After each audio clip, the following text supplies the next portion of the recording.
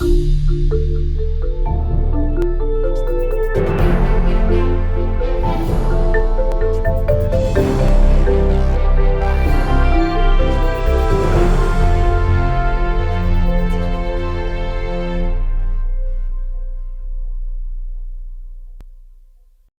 it's Jamie Raskin from Maryland's beautiful 8th District, greeting all my friends with Hopkins on the Hill.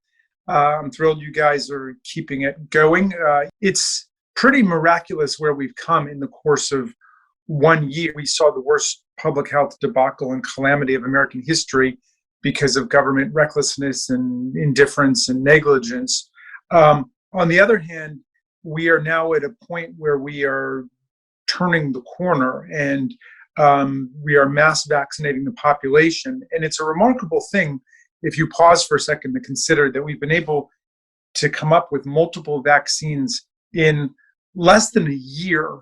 That's a pretty amazing feat of science. And when you think about it, that scientific triumph is the best conceivable refutation of this period of anti-scientific propaganda and irrationality and unreason and magical thinking and quack miracle cures and everybody injecting themselves with bleach or whatever. This is the refutation of that. Science works. The scientific method works. Reason works.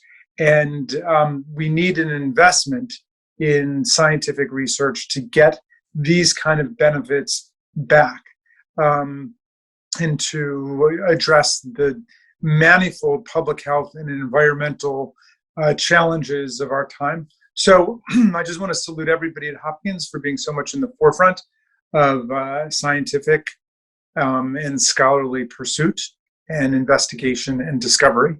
And I will continue to do whatever I can to make that possible by channeling federal resources to this extraordinary investment. Thanks so much and enjoy the day.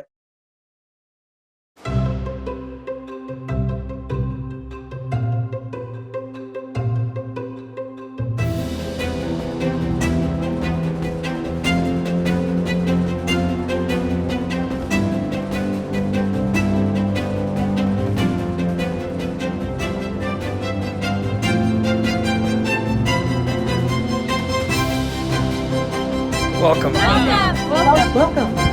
Welcome to Hopkins on the Hill. Welcome to Hopkins on the Hill at home.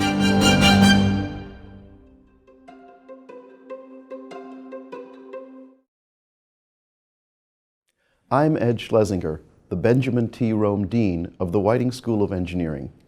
Even before we understood the impact COVID-19 would have on just about every aspect of the university and on our lives, Johns Hopkins engineers were laying the groundwork for research that now is guiding the world's understanding of the pandemic and launching life-saving innovations.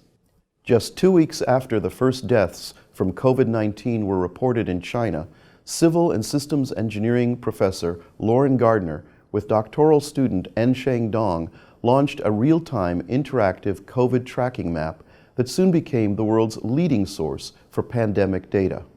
The dashboard they built has come to define our understanding of COVID-19's spread and impact, and governments, health organizations, and more now rely on it to inform global health policy and effective practice, an achievement that led to Gardner being named one of Time's 100 most influential people of 2020. Welcome to Hopkins on the Hill. A special thanks to Maryland's 4th Congressional District Representative Anthony Brown and Maryland's 8th Congressional District Representative Jamie Raskin for their special messages. I'm Carrie Altoff, an Associate Professor in Epidemiology at the Johns Hopkins Bloomberg School of Public Health. I'm also the Provost Fellow for Research Communication. So today on our show, we'll be speaking with Drs. Lauren Gardner, Tamara Goyer, Aaron Katz, and Beth Flower. Dr. Gardner is an Associate Professor of Civil and Systems Engineering and has been the leader of the Coronavirus Dashboard team. Mr. Katz is the supervisor of the Large Scale Analytics Systems Group at the Johns Hopkins Applied Physics Laboratory, or APL. And he has helped construct the platform to collect and disseminate all of the data. Dr. Goye is a senior data scientist who has overseen the project at the Applied Physics Lab. And Ms. Blauer is the Associate Vice Provost of Public Sector Innovation and the Executive Director of the Center for Civic Impact at Johns Hopkins. And she has led the team that creates the data visualizations used by policy and program decision makers, as well as communities throughout this pandemic. So these four have truly been instrumental in creating, maintaining, and growing the Johns Hopkins University Coronavirus Dashboard, which really has served as this gold standard for tracking COVID-19 cases, hospitalizations, deaths across the world. So we welcome all of them. Hi, guys. Thanks for being with us. Hello. Thanks. Good morning. Lauren, let's start with you. Tell us about the light bulb moment for this story of the Johns Hopkins University Coronavirus Dashboard. What was the motivation, and really, what was the initial vision here? Sure. So the motivation was I recognized a need early on for this kind of data and the value of it. So a little bit of background, my research focus, or one of them, is in modeling infectious disease spread and risk, in particular emerging infectious diseases, which are these novel pathogens that have a lot of uncertainty with them. And so it's really critical for these to have data in real time to be able to understand what their trajectories might be, what risks are associated. And so in my group internally in January of 2020, we were actually closely tracking and watching these new cases of pneumonia as they were being reported across a few cities in China, largely driven by one of my PhD students in Shandong, who was personally interested in this event because his friends and family were being directly affected. And so we were collecting this data and actually using it internally in the group to do some modeling work and try and forecast what was going on with these virus outbreaks. And we decided in a regular lab meeting to make this data publicly available and share it with what I thought would be kind of my modeling community, who would want to use it to answer some of the same questions we were working on. And so we decided to share the data set and then make a map to go alongside it to visualize the data as we were collecting it and post that online, which we essentially did actually in just one night and then released it publicly the next day. And so the vision really behind this was just to provide this open data set that could be used for the modeling community, public health community, to better understand and watch what was going on and kind of enable science to drive policy. Well, it's amazing because I think we all became your modeling community and your public health community because everybody uses this, right? It's quoted in the news media. Everyday citizens, we all go to this to check the numbers and see what's going on, particularly with that worldwide view is so important. It truly reflects the pandemic. But it sounds like that you were flying the plane while you were building it with a release overnight, right? So tell me about that time. What was really the biggest challenge that you kind of were facing, or maybe there were multiple challenges? There were multiple challenges. We could probably spend this entire series talking about the challenges and just get, through a fraction of them. So it was a huge challenge. We started this, like I mentioned, when there was a few cities affected in China. So we started manually collecting this data to provide this open data set. I think I can kind of summarize the families of challenges in like 5 different groups.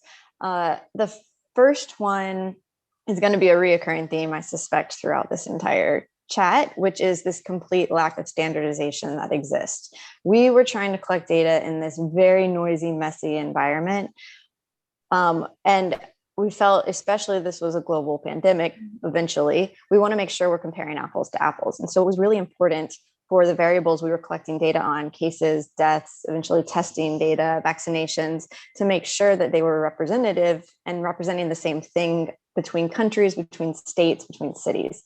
And this was pretty much impossible to do because there was huge ambiguities in the way these different variables were defined.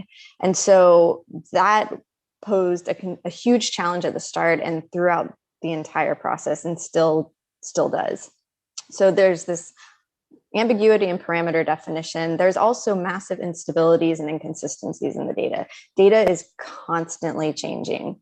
So what was being reported, how it was being reported was changing. Locations were regularly and still are retrospectively changing their data. There's huge backlog cases that are dumped in.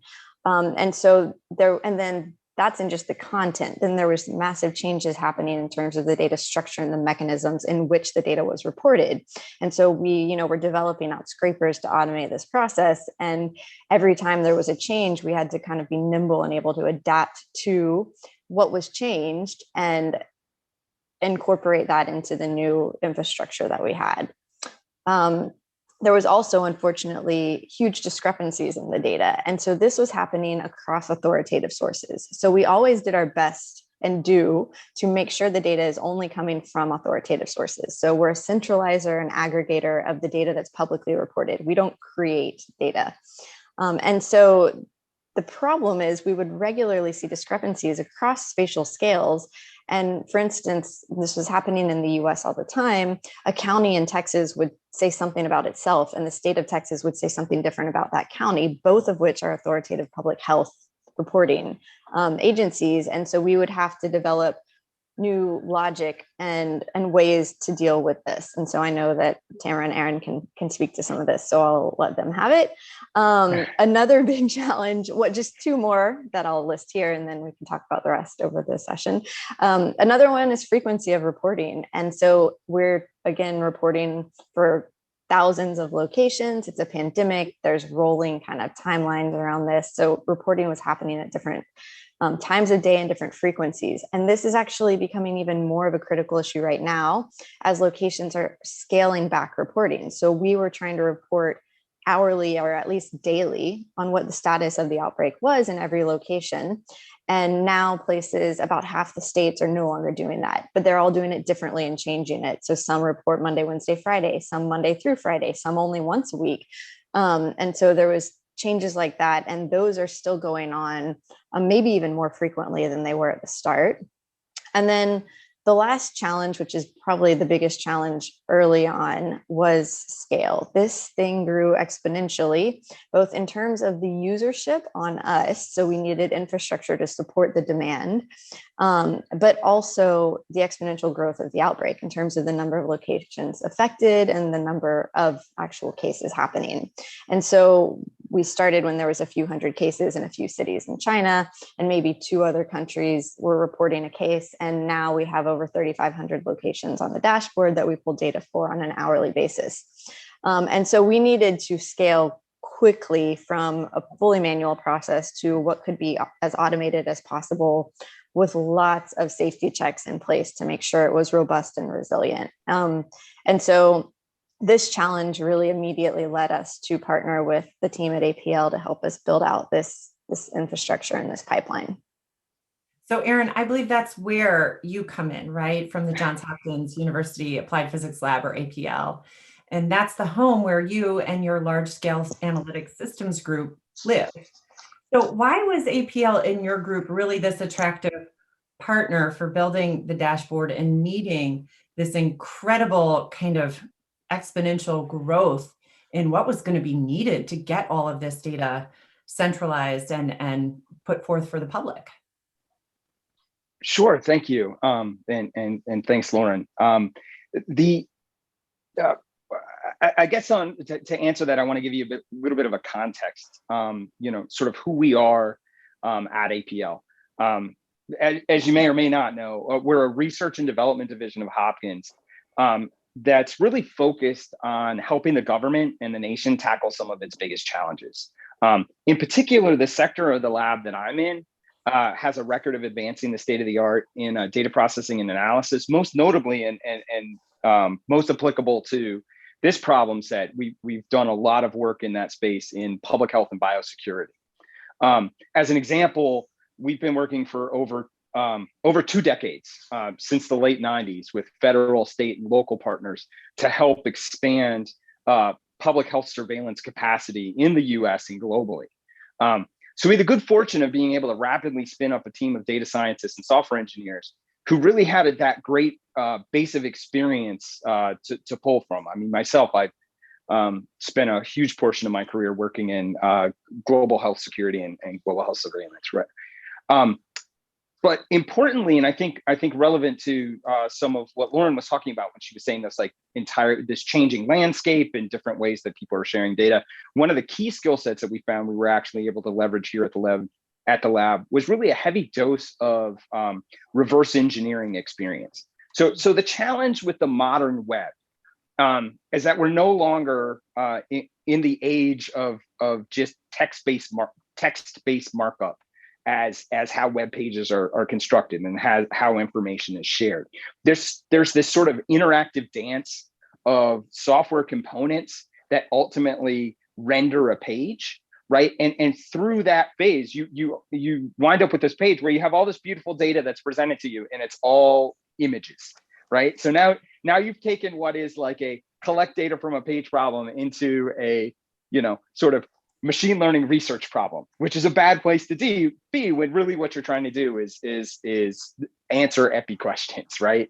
Answer epidemiological questions. So we had to leverage that experience in reverse engineering to sort of insert ourselves into that process, so that as this information is constructed, we're able to pull the data out before we get to that final state. And having that expertise in-house really was a enabling capability that really helped us get this data right. Wow, that's incredible. I mean, that is finding the right place to pull that data in a way that it makes sense. And I imagine there's a ton of heterogeneity across the different sites you're looking at, and just thinking through some of the sites that I've gone to say, oh, what is local data showing? So tell me a little bit more about these ideas and algorithms and tools that you were using, or even perhaps developing, to connect to that local data. Was anything developed here that could be used in future research or future problem solving? Sure, I hope so. I think if I was going to say like the one thing, what was the one novel thing? I think it was not just that there's one novel thing. I think there were a whole lot of little things that came together to create this overall system that allows us, the key factor here is not just that we create something that works, but we have to create something that works at speed and scale. We're pushing out updates every hour. There's only maybe in the early days, there were a few hiccups where we were down for a certain amount of time, but it's been months. I can't even remember the last time. And we've had to make a lot of architectural changes in the background to support changing environments. And that's completely transparent to the community because we're still pushing data out on this regular cadence. So getting all of those little things right was what was hugely important. I think if I was going to highlight a few of them, there's this distributed command and control infrastructure that we built that really allows us to do this job effectively and securely anywhere we are in this hybrid environment, right? We have people all over the country, and we have people globally that are a part of this team, and enabling everybody to do that is hugely important. There's also this autonomous data collection capability, these autonomous data collection agents that we built that allow us to ensure that we're robust to this constantly changing global data landscape, right? So as Lauren was saying, right, every endpoint that we're collecting data from constantly changes, and so rather than trying to assume that everything is going to stay stable, we assume that everything is going to be unstable, right? The key is really designing an infrastructure so that things fail loudly, and they fail in a way that it doesn't, one thing exploding doesn't take down everything. So that's been key. But if I had to single one thing out that I think is hugely important, it's really our quality control infrastructure. Really the brainchild of one of my colleagues, Tim Ng, who's a fantastic engineer. Early on, we had a challenge in that we were bringing data in from these different sites and fusing it to create a single product.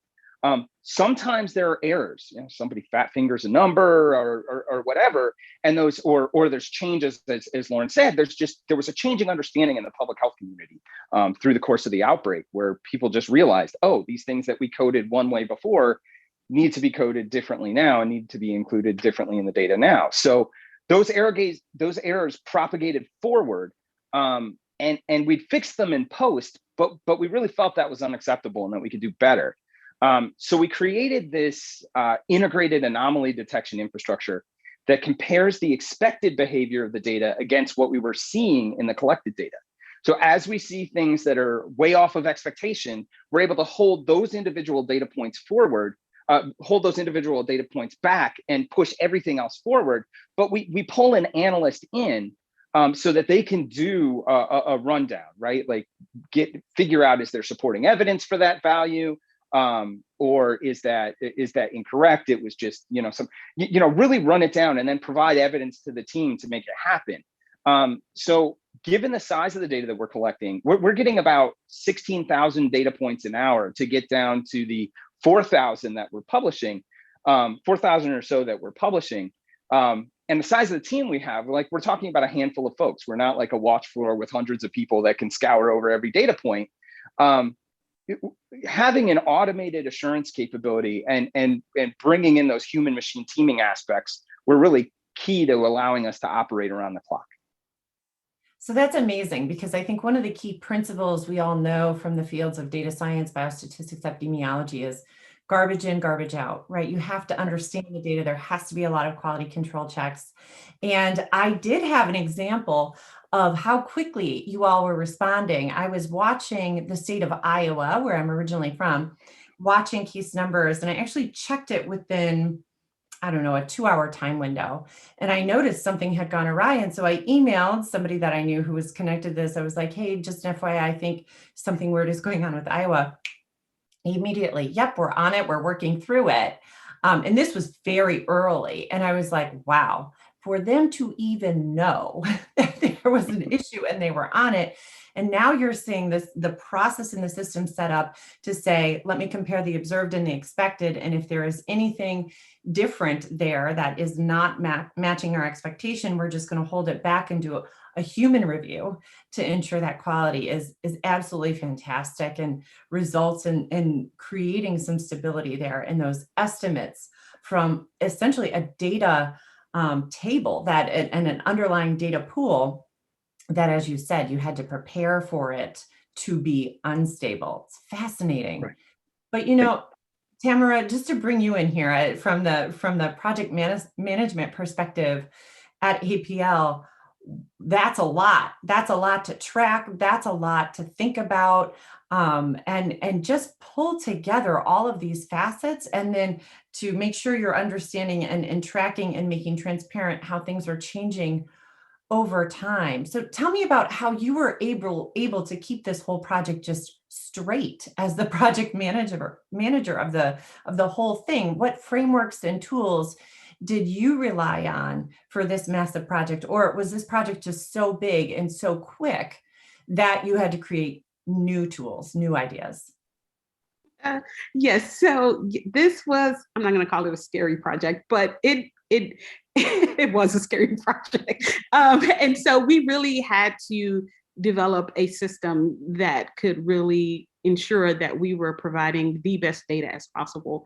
And so we had to overcome a few challenges, and I'm being very, very, very generous, challenges in order to really execute this effort. And these challenges, they lied in data sourcing, data collection, and within the data itself, right? So in terms of data sourcing, I mean, a lot of people think that, oh, they just gone to some websites, pressed download, got the CSV, pushed it to the dashboard. That would be really nice, to be honest. I mean, we would have been happy with that if that was that easy, but it was not at all. And so the data sourcing process itself required us to develop a system such that we ensure that the data that the sources that we're using is actually a trustworthy source. So it had to go through a vetting process to where we say, okay, is this source trustworthy or not? And then we had to understand, okay, can this source, can we actually pull data from the source? Is because some sources were providing like PDFs and images and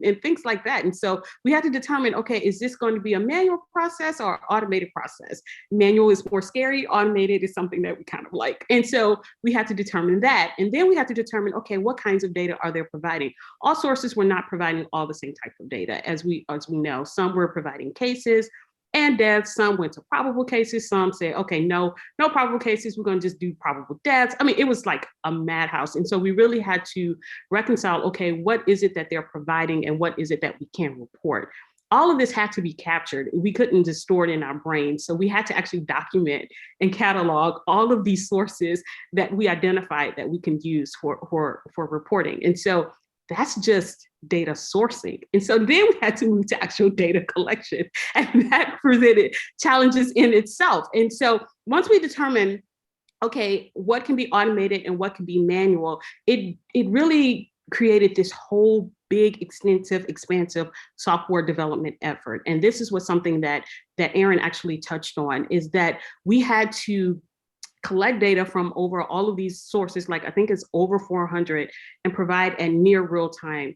And that was not easy to do. So it was a large software development effort, as I said before. And so we, and Tim Ng and Aaron mentioned him, and Beatriz Garcia, they were our lead architects for this system, and where this system is really developing these web scraping or data scraping capabilities to go out, prune the data, categorize all of these data points, and so that we can use this data for reporting. And so that's not an easy task, because the web scraping, it's something people have done before, but we realized, okay, we have to customize and create some new web scraping capabilities. And so because sources were reporting in different ways, you had Power BI dashboards, you had ArcGIS dashboards, you had Tableau, you had, just static HTML pages. And so we really had to develop custom scraping capabilities to actually go out and collect these data points. And so that was, again, another challenge and hurdle that we had to overcome. And we did successfully, I think, and thanks to Tim Ng and Beatrice for doing such an amazing job leading that effort, for doing that. And then once we kind of, okay, we got our hands around it, the next thing was the data itself was something we had to, kind of tackle. And Aaron talked about this a little bit, is that we had to, data was not standardized and it was not uniform. And so, and then sources were changing every day, and they were changing what they were reporting. They were changing how they were reporting. They would go back and change data, retrospective reporting. And so things became a little crazy within data itself. They would even change the platforms that they were using. So one month they loved Power BI, and then next month, we're going to use Tableau this time, of course. And so that made things a little bit challenging as well. So the data quality control infrastructure that Aaron was talking about really allowed us to capture and catch these type of anomalies in the data due to these different types of issues that came up from the sources. So we really had to design a system in data sourcing and data collection and in data itself for data quality control in order to really tackle this project. And it was a lot of creative thinking, I would say, in order to do this. So Tamara, it sounds like, the effort to bring all the data together was immense, and all of these individuals and ideas coming together and new tools. Was there any communication back to the local public health professionals who were generating these data, whether it's the PDF report or the ArcGIS map? Was there any kind of conversation, and do you think that helped improve how we send and share and receive data in any way? Oh, yes, we did talk a lot with the sources, and they were friendly when we had some issues, and what we communicated with them was, I'll just give a couple examples. If we found, say, an anomaly in the data, and we need to validate whether this data point was true. Are you sure this is, you dropped 11,000 cases or not? And so then with that communication going back and forth, we were able to establish a rapport with them and just make sure what we were pushing out was actually valid. And so we were communicating with public health officials.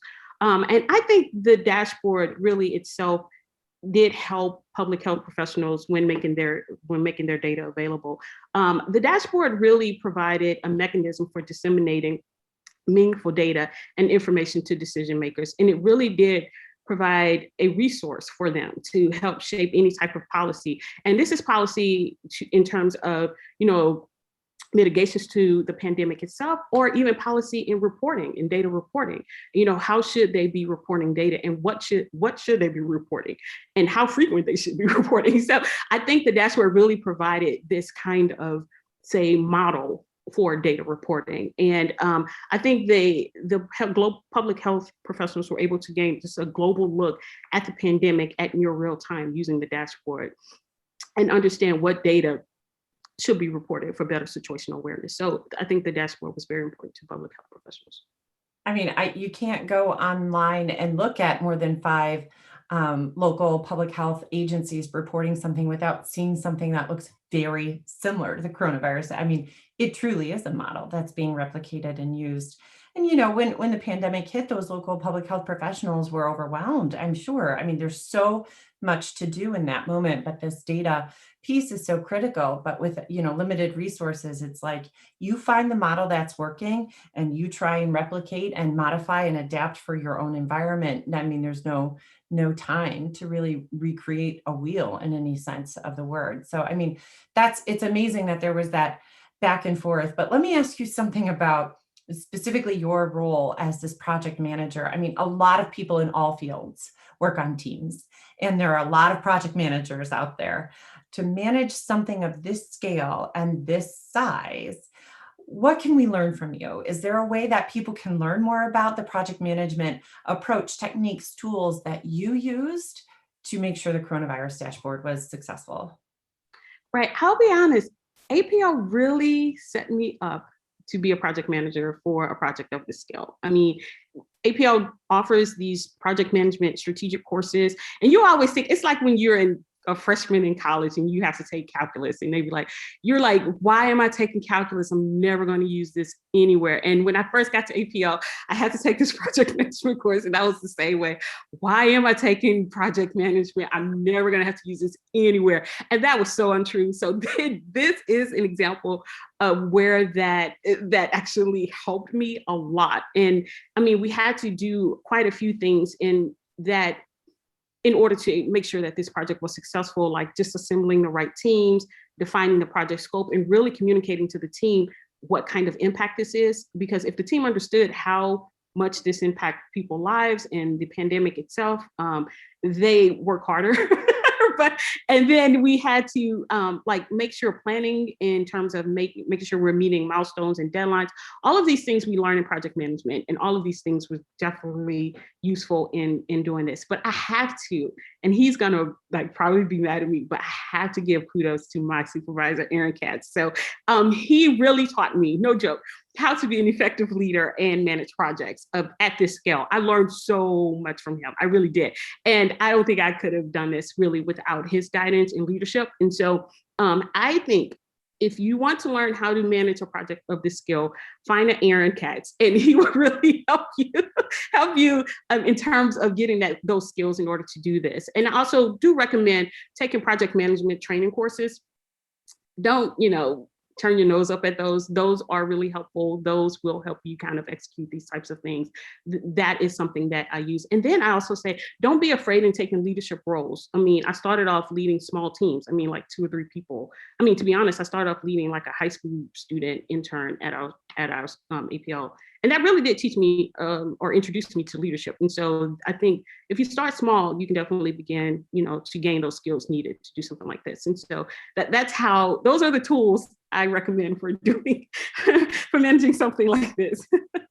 Well, I mean, I agree about Aaron Katz, but I think I am going to find Tamara Goye and learn from the Tamara Goye, because I think what you've done and produced as this project manager is absolutely amazing. And then the data go into this other realm where we have to make sense of them, and they have to be accessible and understandable and relatable for all kinds of policy and program decision makers. And that's where Beth comes in. So Beth, once the data are together and you have them, what do you do with them? How do you make sense of these data and put them into visualizations that can be used to inform policy and programmatic decision making?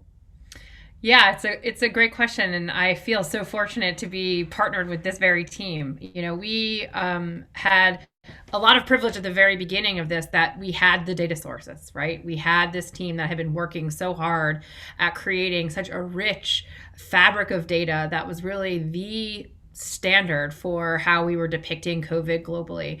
But we knew very early on that there was going to be one critical area that was going to help our communities navigate COVID, and that was public policy. And public policy makers, whether they were mayors or governors or federal agency leadership, they needed to be able to see this data in a view that would help them navigate some of those very difficult decisions.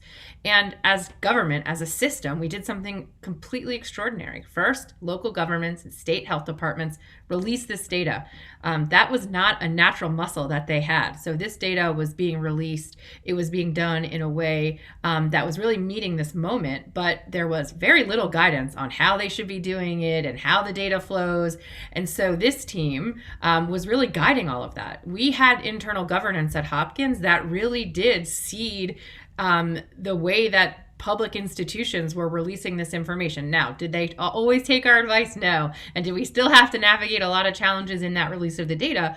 But yes, but at the same time, the data was flowing, and we had got to the point where the data was flowing and we needed to start visualizing in a way so that we can continue to shape not only the policy decision making, but also match it to this other huge institutional asset, which was our subject matter expertise on the public health side. We have world-leading public health experts, epidemiologists, vaccination specialists. We have people that are deeply important to this narrative that came in and said, look, we are using this data. We are super users of your data. How can we also bring our expertise into the environment? And how can we start visualizing this data in a way that will actually move the needle on pandemic response? And so that's when the next kind of phase of the project started, and we started visualizing the data, the maps, the charts, the graphs that were then paired with that subject matter expertise. So we defined essentially how government should define testing positivity, and then set that standard, started reporting that data, started a dialogue around it, started getting public health officials deeply in a place where they're understanding why they should be relying on that kind of data, and it led to these policy decisions. So one of the most effective things that we did was really bring in that expertise, pair it with the data, and then visualize it in ways that we were really looking at mayors and governors as they were navigating those hard decisions about school closures and economic closures, and whether the real only response we had before a vaccine to how we could contain the virus. That said, it wasn't easy. And so we also used the sort of the platform itself to try to marshal in some standardization. So try to get states and local governments to start releasing that data. Very early on, we knew demographic data was completely lacking from the release of that data. So we started to really just report on which states were releasing demographic data, put pressure on those states that weren't. And that really was very effective. And now we're working towards trying to get a little bit of that alignment. But again, this is, this one university moment that we enjoyed at Hopkins, where we could bring in all of these institutional assets and bring them in together through project management and through this sort of shared vision of being able to support individuals who are making really hard, tough decisions within their family units to these large enterprises like government that were trying to help guide us through the pandemic. And I think you just hit on maybe one of the recipes in the secret sauce here as to why that was so successful. And that is that you could reach across this research institution, this research university, pull together all the different people that were necessary to help make sense of an unfolding situation, so that you could keep these, and I love what you just said, individuals, their families, all the way up to the policymakers, keep everyone informed about what was going on. And you didn't need a PhD in epidemiology. You didn't need to know all of these technical issues with how the data were pulled together. You needed, visualization of what the data were telling us with standard approaches to how we're thinking about concepts like positivity and different areas. So I think keeping that decision maker at the center, whether it was an individual to a policymaker, has really resulted in this tool being something that is so heavily utilized across the world. And you noted recently in an article that was posted on the Johns Hopkins Coronavirus Resource Center website, this issue with standardization and how it's kind of continuing to be a challenge that this team is working to address. You were quoted as saying there are currently 1,098 different demographic categories used in the United States, which is honestly just mind-blowing. So tell me a little bit more about data standardization and why it's so important when you're thinking about trying to create information from data that an individual decision maker would need. Yeah, sure. Thank you for the question. So, first of all, I'm a data nerd and have been a data nerd professional my entire career, and this is the first time where like having a conversation around data standardization is all of a sudden very relevant and people actually want to listen. So I will not squander this opportunity. But at the very core of it is that we did not have a common language around any of this. And I think oftentimes when we think about data programming and we think about using data to drive decision making or policy making, immediately our first instinct is like, this is an investment we have to make in IT. And the reality of the situation is it's not an investment in IT, it's an investment on putting together sort of a habit around talking about data, defining data, creating a common language around that data, getting uniformity around that data, so that when you have an IT need or when you actually need to visualize it, it's much easier if you've created that common language. Standards are that language. So that way, if you're in Arkansas, you're defining things the same way as if you're in Maryland versus California versus Washington. And what we found is that wasn't the case. People were defining things disparately, and it made apples to apples comparisons really difficult. Why is that hard for public policymakers? That means you cannot learn from mistakes that other regions were making. You cannot learn from best practices. Things don't scale, solutions don't scale, and we don't have the opportunity to identify where those who are most in need resources. And for me, that became a very urgent situation as part of COVID. And the demographic data is in such disarray. We have people that are identifying people differently, that are identifying both race categories differently, ethnic categories differently. And what does that do? It makes it almost impossible to use this data to really say, okay, this population is not hearing a message on vaccine safety. We need to be able to be incredibly targeted at how we deploy these resources, or this whole population is not getting access to testing. We need to understand why they don't have access to those resources. And it hamstrings our ability to be incredibly targeted at where we deploy those resources. And so when we talk about data standardization, this is not a problem that's fixed by tech. This is a problem that's fixed by habit, that's fixed by bringing together a religion. I have a conversation every day with Lauren, with Tamara, with Aaron about the data, the way that we define it, the metadata, that top level. And that has been the reason why I think we have gotten such traction and why we are still very much the standard bearer. That's bringing a lot of credibility into pandemic tracking, because we spent so much time and attention on creating those internal cross-university habits about how we're going to define these data and the way that we're going to apply them. Yeah, it's a human problem. It's not a technology problem. It's getting consensus. It's bringing people together to create those standards so that those populations can be served. Lauren, I want to circle back to you just for a moment, kind of bridging off of something Beth had said about, why was this so successful? And you've been the head of this team. You created so much space for others to bring in their ideas, their unique skill sets, and really make this Johns Hopkins University coronavirus dashboard so critical for our understanding of the COVID-19 pandemic. Why do you think your team, with members spanning the breadth of a research university, were so successful in this initiative? Yeah, thanks, Carrie. It's a really important question. I think about it a lot because obviously when we started this, I never foresaw this scale in terms of the impact. Um, I think there's a lot of reasons. A lot of it is this group actually, and all the contributions that are coming from it. But I think there's four things that come to mind that are really critical that we had that I think made this successful like it was. Um, One of it is just the timely nature. So we acted fast and early and hard when this thing got started. And so back in January, we were providing this resource, which was really the most critical time for when this kind of information was both lacking and needed.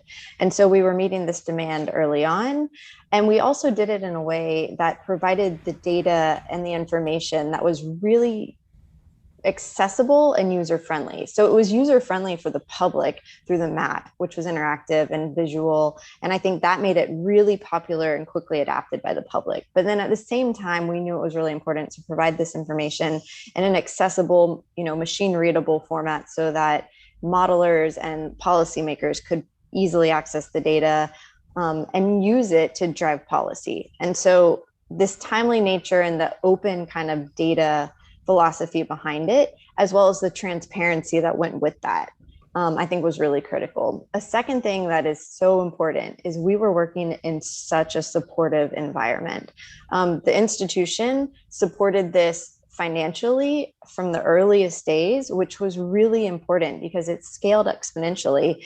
And without that, there's no way we could have actually continued with the work uninterrupted.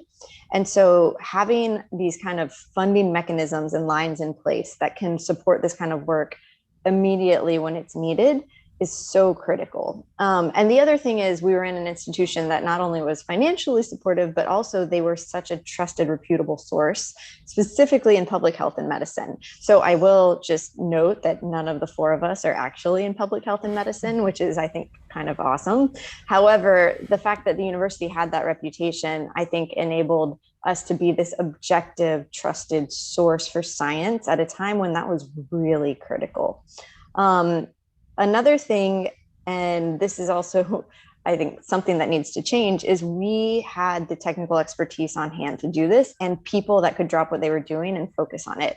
And so this, like I said, it wasn't a group of public health professionals. It was engineers, computer scientists, data scientists, software developers. Like, this is the community we reached out to. These need to be standing, capabilities within public health agencies if we really want to be able to address these kind of crises moving forward. And the last one that's a challenge, and it was just, we're a private institution. We could act fast. We could make executive decisions on how to do things without any kind of bureaucratic approval process.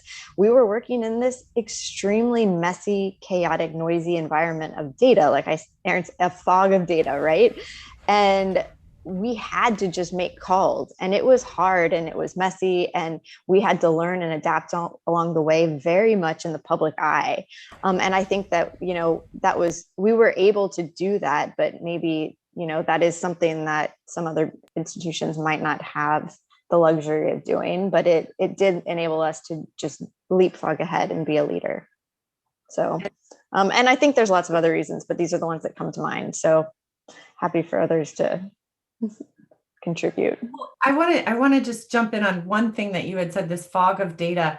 Erin, how do you think this tool and the systems that the platform you all run now, how has that changed how we, the public, perceives timely and transparent information? I mean, is this a game changer?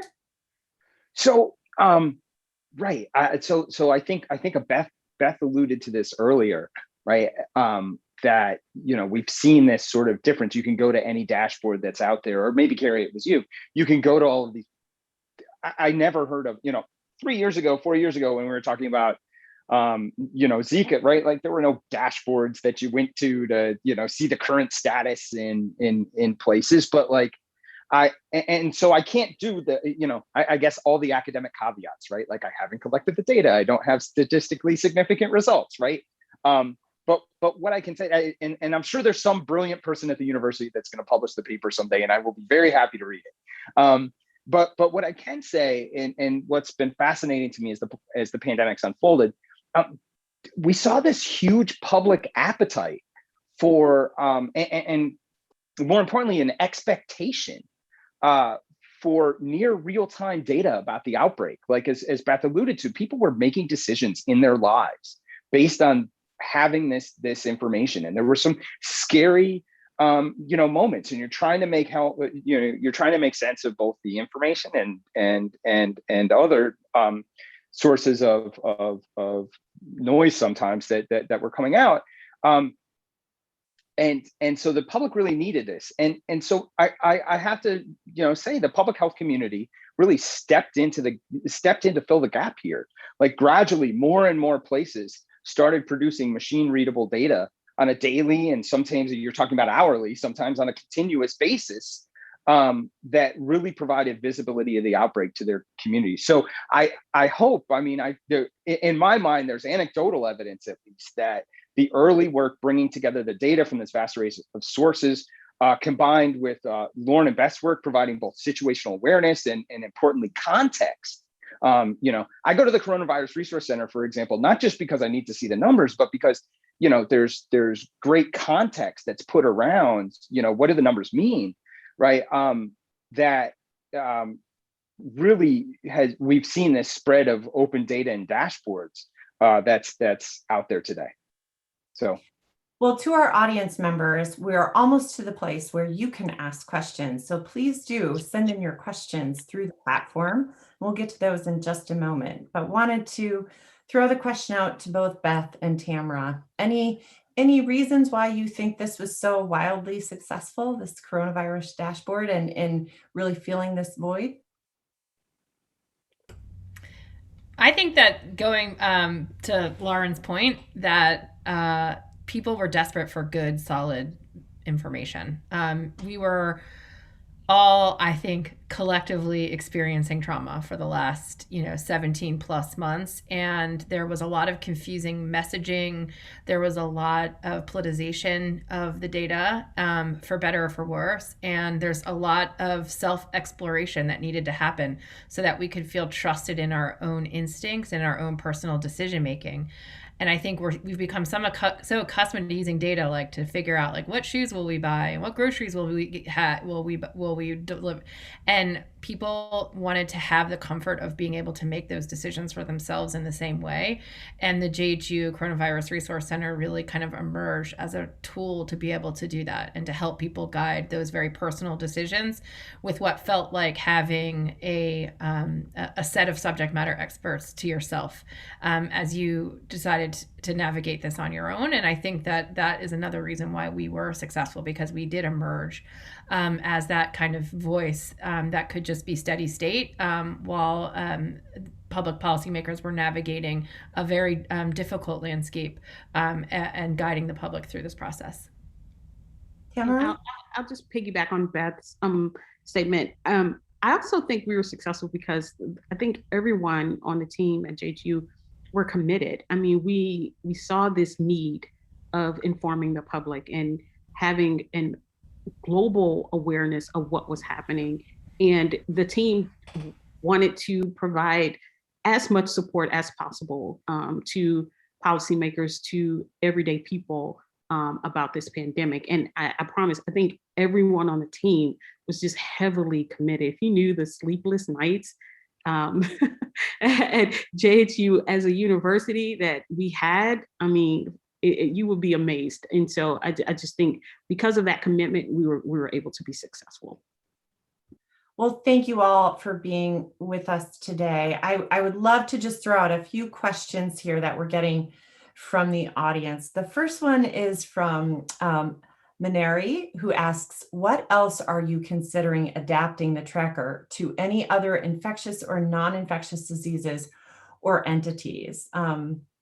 Lauren, this is kind of a next steps question. What do you think? Yeah, absolutely. And I think Aaron even alluded to this earlier. I mean, we worked so hard for the last year and a half. We absolutely want to continue to build on and exploit and expand this infrastructure and these philosophies that we have in place. And so I think, we've really clearly shown this value added for data collection and data sharing with the public and with policymakers.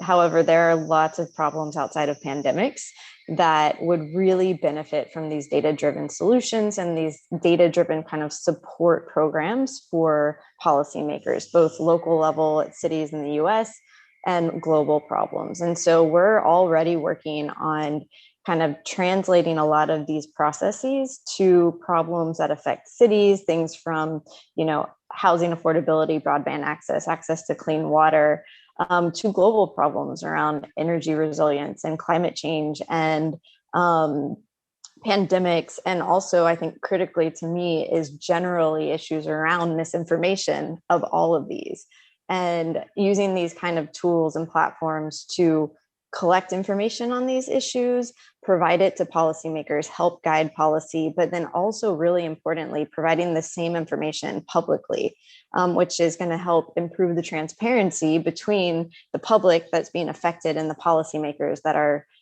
acting to try and help provide support and address these issues for the populations. And so I think there's, that's a lot of work. I'm obviously not doing this by myself.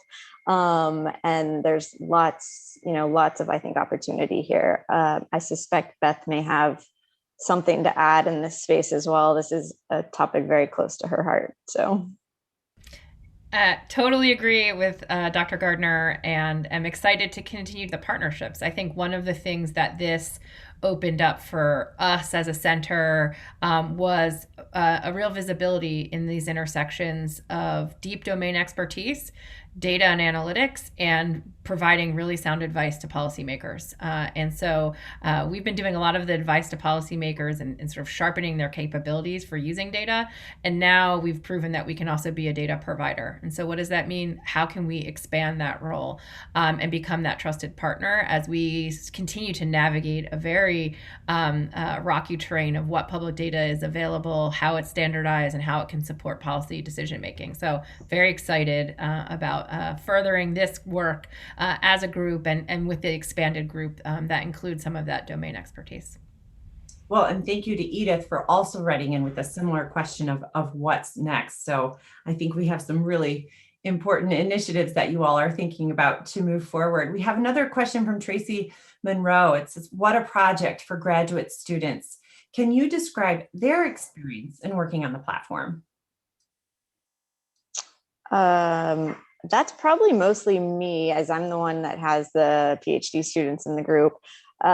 They're amazing and very tired. So I keep telling my students that they should probably just quit their PhD at this point, actually, because it's only going to get worse and they're never going to have any kind of experience that matches it. They're still hanging around for some reason, but yeah, I think it's been something that they've gotten to learn in an applied space. They're, like I said, in my group, we're data users, actually, not typically data collectors. So it's been an amazing opportunity for them to get on both sides. And so we're building models all the time that we contribute, to CDC ensemble forecast and things, and then also telling the same group of modelers what's going on with the data. So I think for them, it's such a unique experience for all of us to be able to build models and apply them to something with such a high impact in real time and see that and get that reward. So it's been an amazing opportunity that I keep telling them they'll never have again.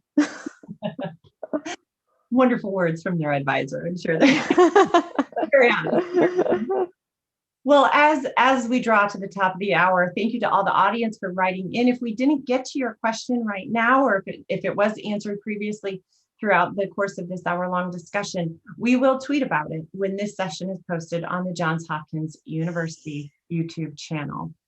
But to that end, I wish all four of you rest, relaxation, and recharging, not all at the same time, right? Take your turns, because this dashboard is still in high demand. But I really thank you for being with us today, and thank you for answering all these questions. Yeah, thanks, Carrie. Thank you. Yeah. Bye-bye. Thank you. Thanks, Carrie. Absolutely. This was our final Hopkins on the Hill at home session for 2021. So we're going to close with a special message from Maryland's 4th Congressional District Representative Anthony Brown. And we hope you've enjoyed this series. We truly do. We hope you learned something new or considered an idea in a different way.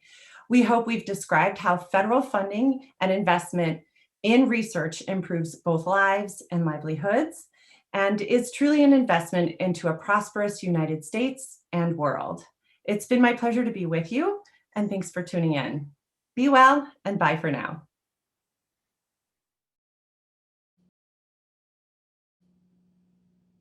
Hello, I'm Congressman Anthony Brown. This past year has shown how critical the hardworking staff at Johns Hopkins are to Maryland's communities and beyond. The coronavirus pandemic has taken far too many lives, but thanks to your hard work, we have reason to hope that better days are ahead. Multiple, safe, and effective vaccines are being delivered to our communities, and President Biden has vowed to make every American eligible for vaccination by May. We still have work ahead of us to contain this virus, ensure equity in vaccinations, and prepare for new public health challenges on the horizon. In Congress, I'm committed to championing federal investment in research initiatives like those at Johns Hopkins. The speed and effectiveness of the COVID-19 vaccine should inspire us to pursue new discoveries and breakthroughs that will dramatically improve the lives of Americans. On behalf of Maryland's 4th Congressional District and every Marylander, I wanted to extend our sincere gratitude for your selfless service. Researchers and front-line healthcare workers are the heroes of this pandemic, and I will continue to be a voice and strong advocate for you on Capitol Hill. Thank you.